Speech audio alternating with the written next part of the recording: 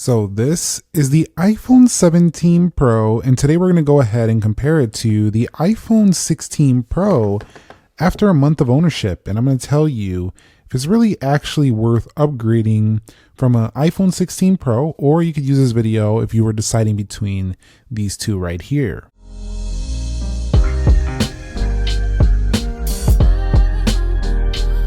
So what is up, guys? Nick here, helping you to master your technology, and let's go ahead and talk about the base Pros from last year and the new 17 Pro here after a month of usage and decide if it's actually worth upgrading. We'll begin with the quick spec rundown of each. The iPhone 17 Pro comes with the Apple A19 Pro chip, triple 48 megapixel camera.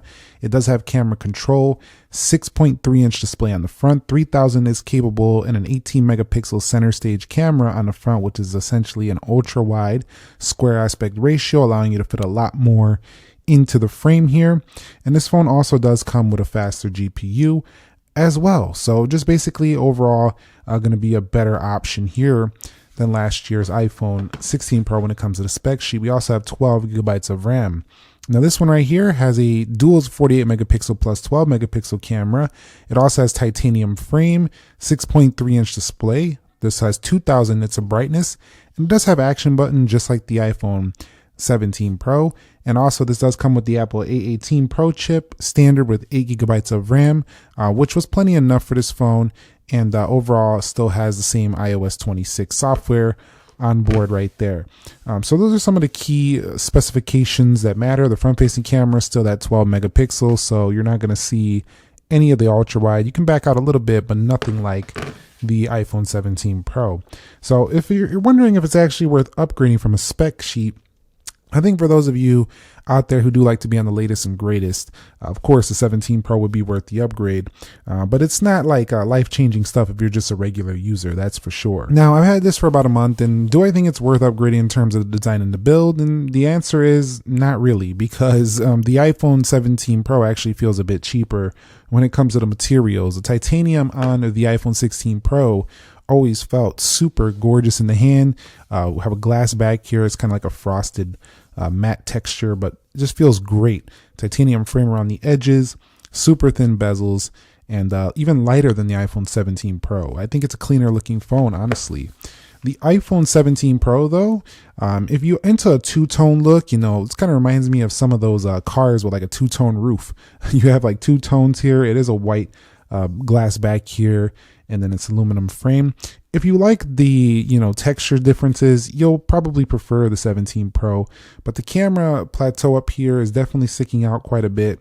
And I'm not a big fan of the antenna lines. You could see again, the 5G antenna right there. I mean, look at the 16 Pro, the antenna lines are basically integrated within the titanium frame, as is the 5G antenna. So this one to me just was a cleaner overall look.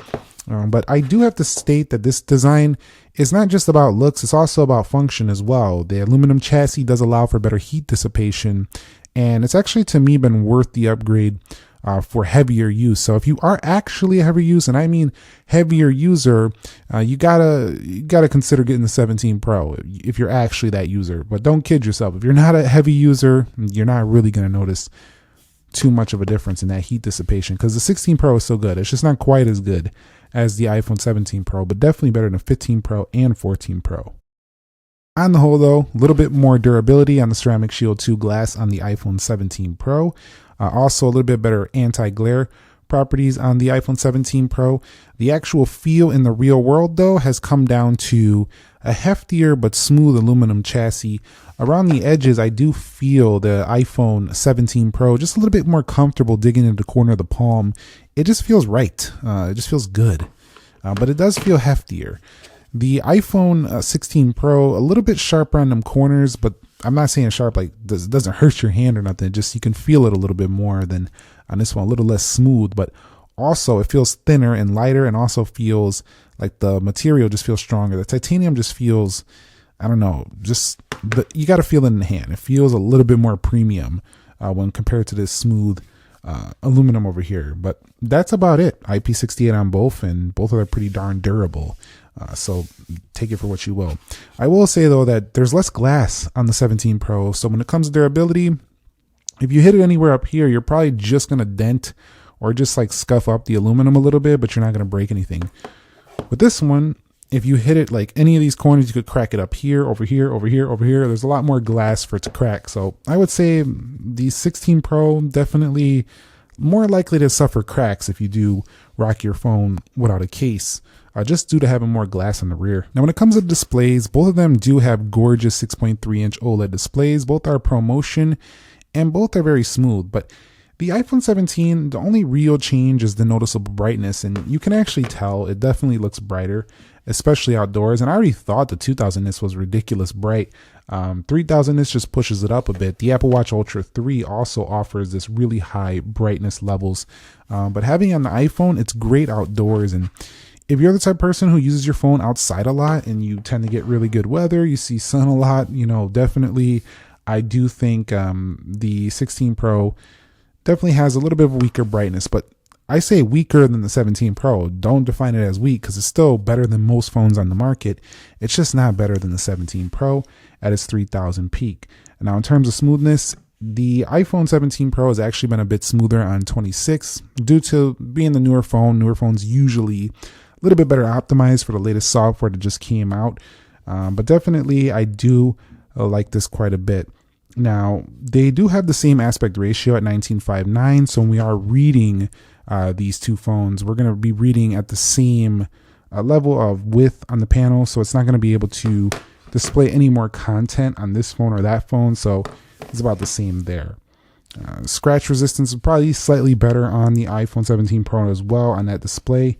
But overall, it's nearly identical. So when you're making a decision here, if you don't really care about those slight brightness improvements, you might as well save a bit and just stick with the iPhone 16 Pro if it's coming down to display. Now, when it comes to the performance, the clock speed is a bit higher on the iPhone 17 Pro. I haven't actually speed tested these yet, but the 17 Pro is going to benchmark a little bit higher. It does have 4 gigabytes RAM more. That's kind of a big deal when we're talking about longevity. So if longevity of holding onto the iPhone matters and you don't have either of these, just go with the 17 Pro. That's pretty much a no-brainer there. The CPU is 3 nanometer on both, but there's more neural power on the iPhone 17 Pro, aka is going to have better ability to do AI-based tasks as time goes on. So I think for headroom in the future, I would probably go with the 17 Pro. But the 16 Pro can still run the Apple Intelligence. It can run the visual intelligence you could hold down here. So it's not really going to hold you back at all getting a 16 Pro or staying with the 16 Pro. But if you are actually going to be doing any LMMs and, if you are going to be doing actual AI-based stuff on your phone consistently, I would rather have the 17 Pro in my pocket. Also, gaming, the GPUs are both 6-core graphics, but the ones on the newer phone and the older phone, it's really going to come down to if the game's optimized well. I don't think you're going to see much in it. I think you are going to see much in it when it comes to the thermal efficiency, though. I have felt it in the day-to-day with the 17 Pro just feeling much cooler to the touch, and actually playing these games have launched a little bit quicker on this newer phone. But really, it just comes down to I could just play for a long extended session and I feel the back and I'm like, wait, this thing's not warm at all. This one got a little bit warm, but never uncomfortably so on the 16 Pro, so it's still recommended for playing games for sure. But again, this is getting to the point where it's like, are you playing the game hardcore, like long sessions, not just do you want to play graphically intensive games? You could already do that before. Do you want to play them for extended sessions and you want it comfortable? That's kind of the new one. So seeming like a little bit of a minor thing, but it could matter to heavier gaming users and AI users. Now, I am preferring the 17 Pro and going to recommend it for the camera. Reason why is it does have substantially further zoom, 8x, but really that front-facing camera has made a big deal. Also, it has 4K 120. I think the 16 Pro could do that as well. A couple more raw features, but really that zoom and the 48 megapixel triple just makes everything so consistent. So they're just further refining and polishing the camera. And the 16 Pro was also excellent. I could still recommend this for at least another 3 to 4 years easily. 5 times zoom, 25x, which is more than enough for most people. Actually, probably enough for most people. But always having that extra reach is always going to be the one I recommend. Because if you're buying a Pro phone, you want the most you can get out of a phone. And the 17 Pro is pushing it up just a bit in here. And I just don't want to go back now to a phone that can't do ultra wide on the front. This is kind of how I felt when they first came out with the 12 megapixel selfie camera on the iPhone.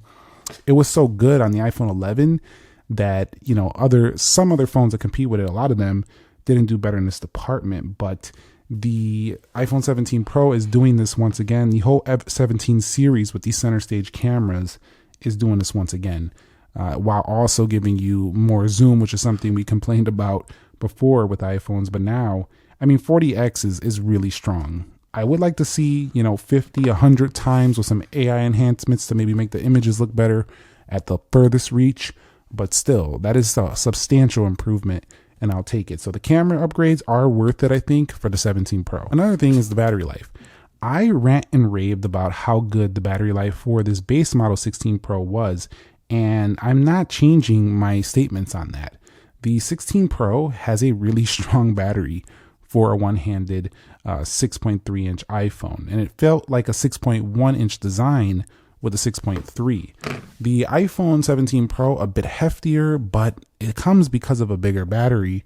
It's a bit thicker, though. It is a little bit heftier, but you do get the trade-off of a little bit longer battery life. So definitely, I will state that the iPhone 17 Pro is the one to go with for the battery life. It comes at that trade-off again of a slightly more grams to hold in your hand, but is it worth it? The answer is, it actually is. If you care a lot about battery. And to me, I think a lot of users that are going with the smaller size always worry a bit, should I go with the Max or should I go with the smaller size? And honestly, the smaller size is going to be the way to go when it comes to the battery life here on the 17 Pro, because you're getting what some older Max phones would get, and maybe even better than some older Max phones in the 6.3 inch form factor here. So yeah, that's pretty good. Charging is pretty close though, pretty similar overall. When it comes to the software between both of these phones, there's not much to talk about. We have iOS 26 on both, and they run the exact same thing. That's all there is to say. This is not an iOS 26 review. You can customize the icons. You can do all kinds of things in iMessage. You can change backgrounds. You can silence unknown callers. You have visual intelligence on these. Apple Intelligence is still in beta, but you do got plenty of different options and great customization features as well. Dark mode icons, you know the drill. You get this specific Pro wallpaper here and then the Pro wallpaper here, but overall, the core experience of how these phones operate is exactly the same. And there's no real other special features to the 17 Pro. We do have emergency SOS on both, messaging via satellite on both. They're both a part of the Apple ecosystem. The 17 Pro does have this one feature, though, that could be a game changer for the display for some users. Go into settings. We'll scroll over here. We'll go down to accessibility, go into display and text size, scroll down here.